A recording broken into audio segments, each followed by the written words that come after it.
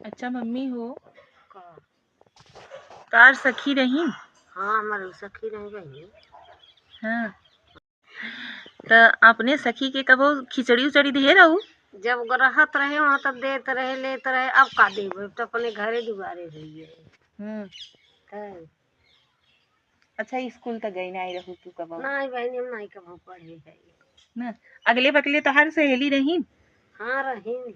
जैसे हमारे सबन का फ्रेंड लोग हैं हाँ हाँ ऐसे रही। तो और हुई ही ना। हाँ रही पहले में रही। हाँ तो अपने सखी की याद करत हूँ। हाँ आए गए। अब देखा पर वही बतला रहे जब उनका माई मरी रही मनोज फुनवा के रहे। हाँ दुधरवा नहीं बताए थे तो भाई।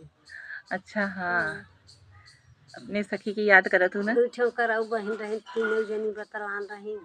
हाँ हाँ अच्छा पहले के दोस्ती पक्की रहत रही ना।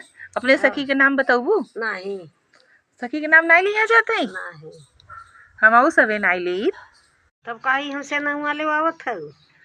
मतलब सखी के नाम अपने न लेबू।